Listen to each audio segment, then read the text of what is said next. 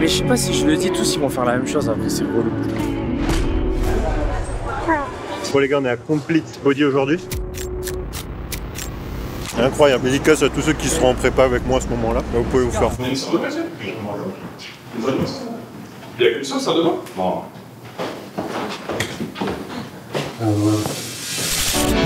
New York, New York. I wanna wake up in a city that doesn't sleep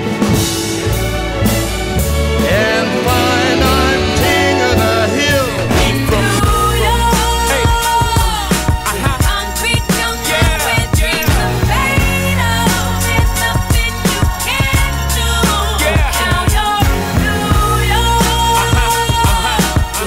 Théo, regarde derrière toi. Wesh! Dinguerie, frère! Tu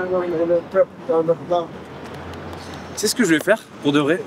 Je vais. On m'entend ou faut que je suce le micro? Ça se voit la fatigue sur la gueule là? Non, non, t'es pas fatigué. Putain! Je vais. Mais je sais pas si je le dis, tous ils vont faire la même chose après, c'est relou. C'est pas grave. Du coup, je vais imprimer des autocollants RT avec le diamant. Et dans toutes les villes dans lesquelles on va voyager, je vais en coller partout dans la ville et je vais faire une story à la une sur mon Insta avec tous les autocollants RT avec le diamant. Je vais coller partout, que ce soit en Malaisie, je sais qu'on va repartir peut-être en Roumanie, ici à New York. On revient pour Olympia, donc Las Vegas. Ça va être pas mal, ça va être beau, il y en aura dans Paris, il y en aura partout. Ça va être une propagande le truc. Mais du coup, tout le monde va me copier maintenant que je l'ai dit. Ouais. C'est tant pis pour Mais moi. celui-là, ils l'enlèveront pas du coup. Celui-là, ils l'enlèveront pas, mais c'est pas le mien. Comment Tu dis les gars, c'est le caméraman qui fait l'intro. Je vais m'entraîner avec eux, on va voir si je survis. C'est bon. Et t'évites de vouloir bouffer le micro ou quoi? Bouge. Ah, elle va te sucer, non, la vidéo sans micro. Non, arrête de toucher les réglages. C'est authentique. C'est ça que les gens aiment. Vous l'avez pas encore compris là? C'est mon métier, je t'ai dit. C'est mon métier. Allez, vas-y. Pousse. Vas-y, pousse. Quoi, il y a un mec, pousse-le, sors-le. Bon les gars, on est à Complete Body aujourd'hui, à New York. Je ferai peut-être une outro. J'aurais bien fait une intro avec Yass, mais là il est pas dispo, il a dû partir bosser. Parce qu'il a une petite histoire lui avec cette salle. Donc on a commencé une séance de pec. La salle est vraiment violente, je vais laisser Bastos vous mettre des plans, parce que c'est incroyable pour des salles old school. Donc salle incroyable, old school, franchement vous allez kiffer. Moi c'est le genre d'ambiance que j'aime bien. Loin du binous, proche de Dungeon. Là, on va se régaler. Flex Leverage, vous êtes en train de l'avoir partout, mais si je peux la poncer partout, j'adore cette machine de pec. Je l'ai à Dungeon, mais alors là on l'a eu au BF Francis, on l'a ici, donc incroyable. Allez, bon, let's go. 2, on revient. Allez. 9. Dites-moi. Oh. Encore une. Dernière. Ah, on y va. 9. Là, je vais sortir, je fais la surprise. 4. 5. Encore. Là, t'as du taf au montage. C'est comme avec les cheat meals. Quand il me dit allez Théo, je dis non, et après non, je dis tout le temps oui. Là c'est pareil. Je sais pas pourquoi, quand je fais les pecs, toujours je mets ma casquette comme ça. Quand je fais mes séries de travail. Tu vas voir quand il y a la casquette comme ça, je vais tout exploser. C'est timide à trompe. On dirait pas un DJ raté à Ibiza. 27, c'est 80. Ouais, mais moi avec les cheveux, je suis pas comme ça, tu vois.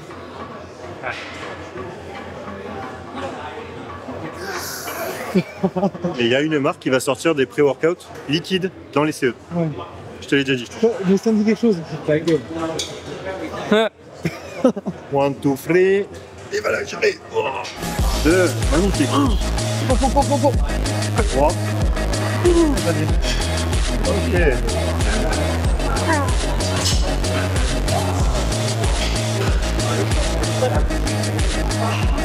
Encore une avec moi.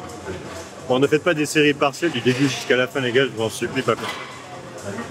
Même si la science peut essayer de vous tromper ces derniers temps, faites pas des séries entières de rêves partiels pendant un streaming en spéciaux. Donc deuxième mouvement, hammer incliné. Bon, pour ceux qui connaissent la machine, je vous recommanderais plutôt de la faire en 1 en règle générale. Parce qu'elle est assez légère en bas et très lourde en haut. pas forcément le top niveau courbe de résistance pour les pecs, mais je n'ai pas envie de prioriser le mouvement incliné en 1, donc par défaut je le mets en 2 et normalement je mets une Smith, sauf que la Smith n'est pas dispo, ce qui est dommage parce que c'est une belle Bodymaster, donc c'est pas grave, ce sera un petit peu moins optimal aujourd'hui, mais on va faire le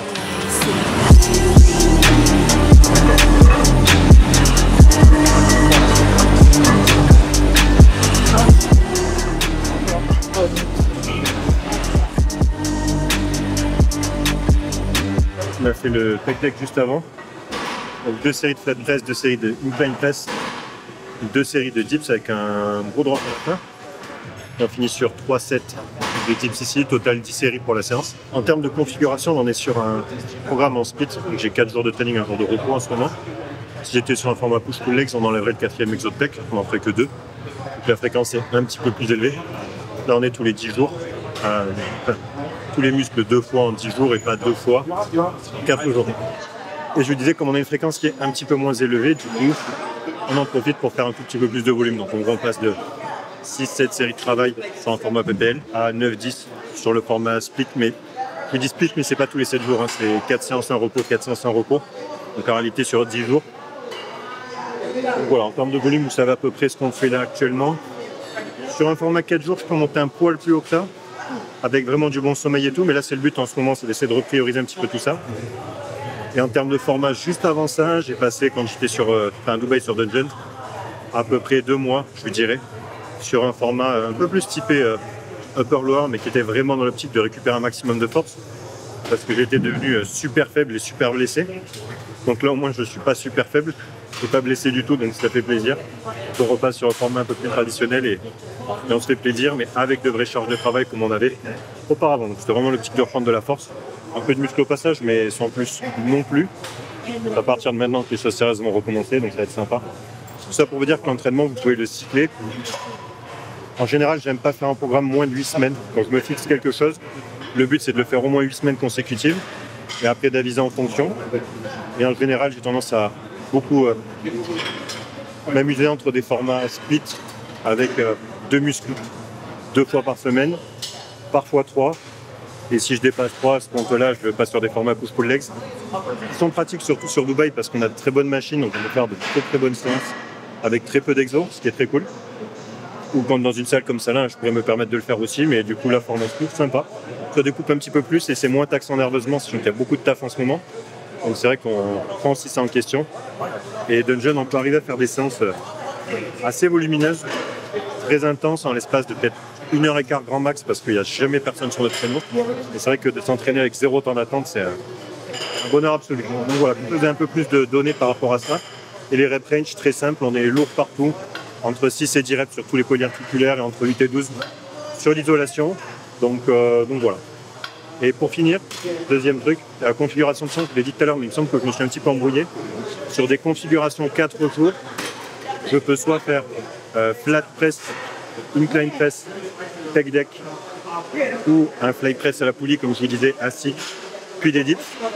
Ou alors, même si je le fais moins, c'est parce que j'ai moins de retard sur les pecs et plus de facilité pour les recruter maintenant, pec deck au début ou le fly press, mon flat press, mon incline press et finir soit sur des dips ou alors sur une vis-à-vis. En fait, ça va dépendre si j'ai commencé au pec deck et que je suis cramé sur mes dips à la fin, je finis sur une vis-à-vis déclinée. Parce que le pec deck, c'est celui de Dungeon, on le fait avec le coude très haut et je le ressens quand même beaucoup sur le faisceau claviculaire. Je le fais comme ça pour pas faire 2 fois le même angle de travail sur les fly. Donc voilà, vous avez à peu près 3 configurations de séances qui peuvent ressortir en fonction de si je veux prioriser les mouvements polyarticulaires ou pas. Mais c'est que là, sur la flex leverage, je vois aucun intérêt de faire un pec deck au début. Pas du tout, parce qu'elle est très convergente, elle est incroyable. Donc voilà, on va se finir sur les épaules et on sera bon. Petit tips, vos épaules, si vous voulez les rattraper, prenez une séquence très simple avec une fréquence de 2 fois par semaine. C'est pas énormément de choses que vous pouvez faire pour vos épaules avec une fréquence plus élevée que ça, mais je vais vous le donner de manière simple avec une fréquence de 2. Étape numéro 1, à la fin de votre séance pectoraux, vous allez commencer avec 3 séries d'élévation latérale. Bon, là, on a une machine icarienne qui est incroyable. Pour ça, vous avez plusieurs variantes de tension possibles. Là, un petit peu juste pour vous les expliquer ici en termes de temps. Vous essayez d'avoir un qui vous voit bien. Ça peut être sur un câble, ça peut être posé, ça dépend de votre niveau. Mais dans tous les cas, vous allez choisir une variante d'élévation latérale dans une rep range qui vous permet de maintenir une belle exécution. Ça, c'est dépendant de votre niveau de pratique. Pour certains, ça peut être du 8-12. Pour d'autres, ce sera du 12-15. Pour d'autres, ce sera du 15-20. Tout est possible. Partez du principe que moins vous êtes avancé, plus vous partez sur les rep range qui sont crottes, plus vous êtes avancé, plus vous partez sur les rep range basse. 3 séries pour commencer ici. Faire dans la semaine, par exemple, le jeudi, une séance d'épaule, potentiellement avec un rappel de pectoraux. Sur cette séance-là, vous allez refaire une deuxième variante d'élévation latérale à raison de 3 séries. Une fois que ça c'est fait, vous pouvez ajouter une série sur chaque séance et mettre à 4 séries de travail. Et si vous avez besoin de la possibilité d'augmenter le volume, continuer de progresser, quand vous avez une surcharge progressive effective à ce niveau-là, ce que je vous conseille de faire ici, c'est de repasser sur un format 3 séries en maillot reps, première série à l'échec, en la fourchette de répétition que vous allez choisir. Les 2 séries suivantes, le même nombre de répétitions, la même charge de travail, en utilisant des rest pauses de 15 secondes pour y arriver. Et si vraiment vous accrochez, vous remontez jusqu'à 4 séries en maillot reps. Là, vous avez 8 séries en maillot reps. C'est 7 séries de travail, vous en avez 3 avec du rest pause, 2 fois par semaine. Si avec ça, vous n'avez pas les épaules qui explosent, il y a un truc qui va pas. Vous avez, comme je vous l'ai dit, d'autres formats qui sont possibles pour les épaules. Mais concentrez-vous déjà sur celui-ci proprement et vous verrez que ça va exploser. Soyez ça. Bon, alors Yes. Je pense que j'aurais plein les doigts. Bah ça, c'est à peu près la seule lambeau qu'on a vu. je que des taxis. Là. Ah, je suis deg. Ah, putain, il y a un vieux goût de... Il y a un vieux goût d'anus. Ouais, franchement pas loin. Pas le son, je mange. Ah putain, il y a un goût de quoi? Suce le donut comme Bastos. Mais Voilà. Et après, rumine. Là, avec la langue, mets la langue. Voilà, c'est ça, c'est ça. Voilà. Mais comme ça. Mets les lèvres en avant. Et quand tu vas le mordre, on sort la langue. On va l'attraper. Bon, après, il est bon quand même. quand je suis de retour à Toulouse, je t'envoie un message, je te dis j'ai perdu les rushs. Non. Incroyable. Ouais. Dédicace à tous ceux qui seront en prépa avec moi à ce moment-là. Bah, vous pouvez vous faire foutre. Attends, ben viens, on montre un peu plus. Ouh, il a cru que j'avais touché l'objectif. Il s'est fait un petit caca dans la culotte. Donut Maison dans le 6e avenue. 5e avenue. 18e rue. Voilà. Si vous venez à New York, ça vaut que 7 €. 14 € les 2 donuts. Et voilà. Il est marqué 2 achetés, 1 offert. Mais on avait loupé de 10 minutes l'heure du donut offert. Donc, tant pis. Ah, j'ai savouré ça. Je vous laisse, sinon Bastos pourra pas manger le sien. J'ai parlé des refils aujourd'hui. Daniel il m'a dit tacos c'est bon ou pas? C'est vrai? Tacos c'est non mais tacos en France. Et tacos gitan tu sais. Ouais. Voilà. On m'a demandé si c'était bon pour les refils. Tacos frère. Tacos. Je te jure. C'est qui connard comme ça? Non je peux pas te dire, il y a la caméra allumée. Ouais, en plus, Johan. c'est connard, c'est chiant. Qui? Johan. Ah ouais, Johan. Parce que non, C'est je pense qu'il s'appelle Johan, donc je vais dire Johan mais c'est Johan. Je sais pas pourquoi j'arrête pas. Désolé, Johan, j'arrête pas de dire Johan. Ah, t'es vraiment un gros connard. C'est notre expression, attention. Interdit de la copier, parce que bon, les cafés, les diamants, on a compris. Les autocollants, tout Les ça, autocollants. c'est relou, mentoring, tout ça, bon. Allez. Filme le crâne. Allez, zoom. Après, quand t'as fumé le funicrame, tu fumes ta coupe de sorcière aussi. Vas-y, go. T'as gobé là.